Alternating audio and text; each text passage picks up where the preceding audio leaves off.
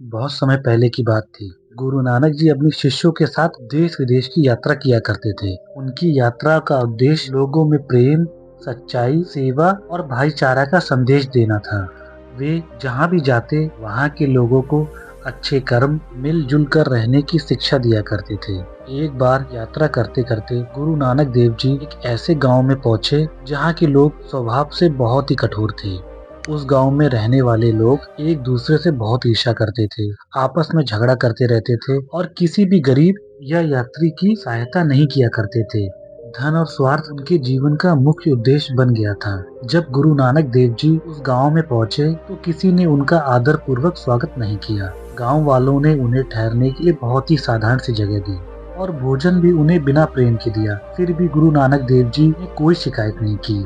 वो शांति से रहे और प्रतिदिन गांव के लोगों में सच्चाई, प्रेम की बातें समझाते रहे। लेकिन बहुत कम ही लोग उनकी बातों पर ध्यान दिया करते थे। कुछ समय बीत जाने के बाद गुरु नानक देव जी ने उस गांव को छोड़ने का निश्चय किया। जब वो जाने लगे तो गांव के लोग उनके पास आए और बोले, महात्मा जी, जाते जाते हमें कुछ आशीर्वाद दे के जाइए। गुरु नानक देव जी ने सबकी तरफ बहुत ही प्यार से देखा और कहा, तुम सब यहीं इसी गांव में मिलजुल कर सदा साथ रहो। ये आशीर्वाद सुनकर गांव वाले अत्यंत खुश हो गए, परंतु शिष्य ये सुनकर आश्चर्य में पड़ गए। परंतु गुरु जी की आज्ञा के आगे कुछ ना बोले। थोड़ी दूर चलने के बाद वह एक दूसरे गांव पहुंचे। वहां के लोग अत्यंत सरल, दयालु तथा सेवा भावी थे। जैसे ही उन्हें पता चला कि गुरु नानक देव जी आए हैं, वह दौड़कर बाहर आए। किसी ने जल दिया, किसी ने भोजन परोसा और किसी ने रहने की व्यवस्था की। बच्चे गुरु जी के चरणों में बैठ गए। गांव के बुजुर्गों ने श्रद्धा से अपना सर उनके सामने झुकाया। गुरु नानक देव जी अपने शिष्यों के साथ कुछ दिन उस गांव में रहे।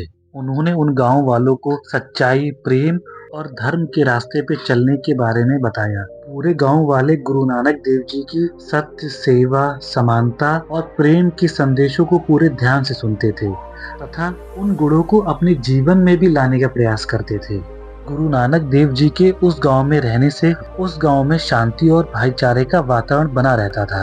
गांव के लोग चाहते थे कि गुरु जी उसी गांव में स्थायी रूप से रहें, परंतु गुरु नानक देव जी ने कहा, संत का घर पूरा संसार होता है। जब विदा होने का समय आया तो गांव वालों की आंखें नम हो गई। तब गुरु नानक देव जी ने जाते जाते गांव वालों को आशीर्वाद दिया कि ये गांव उजड़ जाए। गुरु नानक देव जी की ये बात सुनकर उनके शिष्य चकित रह गए। उनके शिष्य में से एक शिष्य ने उनसे पूछा, गुरुदेव, आप एक बात बताएं, जो गांव इतना अच्छा, दयालु और सेवा भावी था, उसके लिए आपने ऐसा क्यों कहा? और जो गांव स्वार्थी था, उसके लिए आपने ऐसा आशीर्वाद क्यों दिया? गुरु नानक देव जी ने करुणा के साथ उत्तर दिया, बेटा, जो लोग स्वार्थी, निर्दयी और अहंकारी होते हैं, यदि वो एक ही स्थान पे सीमित रहे तो उनका बुरापन केवल वहीं तक रहता है। लेकिन यदि ऐसे लोग फैल जाएं, तो वो पूरे समाज में दुख, अन्याय और घृणा फैलाते हैं। इसके विपरीत जो लोग अच्छे, दयालु और सेवा भावी होते हैं, यदि वो अलग अलग स्थानों पर जाएं, तो हर जगह मानवता, प्रेम और सेवा का प्रकाश फैलता है। मैं चाहता हूँ अच्छे लोग संसार में फैलें और दूसरों को भी अच्छा बनाएं। ये सुनकर सभी शिष्य गुरु जी के चरणों में झुक गए। उन्हें जीवन का गहरा सत्य समझ में आ गया।